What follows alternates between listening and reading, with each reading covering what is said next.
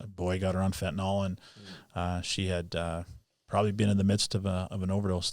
So who knows if I didn't get up there, what would have happened. But why I've become so passionate about this issue is, two things. I took her to the South Health campus, and the staff was amazing. Like, they were so good. And incredible. She wasn't the only person that's come through here. Mm-hmm. But what I was shocked about is that once she'd been, assessed, and they realized what was going on, and we kind of kept her there for a few hours to let her kind of come out of it. They said, yeah, you can just take her home.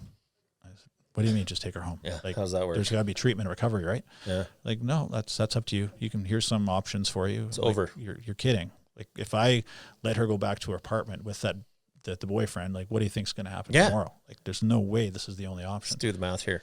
Yeah. So, obviously we started working on what was available on treatment and those types of things. But the second part is just this road that we've gone down in Canada, in BC specifically, but where the answer has been this safe supply, decriminalization.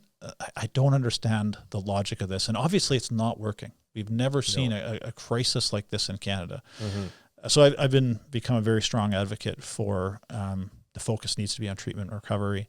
I've done lots of work for the party and coming up with some platform ideas and worked with a little bit with the provincial government here with Marshall Smith, the Premier's Chief of Staff, and coming up with a strategy here in Alberta, which I think is they're going down the right way.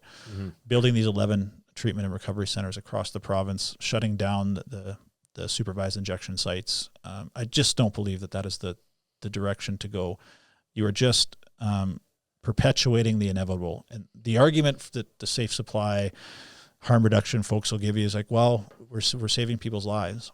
Well, today, sure, but you're keeping them addicted. They will overdose time and time again, and eventually likely die, unfortunately. But also the impact it's having on our communities. Yeah, and you see what Vancouver, Seattle, it's out of control. It has become. Like, it's insane to me. That we're legalizing these hard drugs, and it's this is not the way we can go. Like, our country is becoming decaying in some of our downtowns. Yeah. Well, I know, like, obviously you're responsible for agriculture and agri-food and food security, but this one obviously hit you close to home. But I don't see the relevance of continuing to keep them on. I mean, they choose to look at the human side, but we're looking at the human side too. Yeah. We're just keeping them on the drugs, and we're offering them up for free, for real. Yeah. And we're putting them on a list, and you can go shop like a retail store. Right. And it's worse than that. And my daughter would be the first one to sit here and say, this is wrong.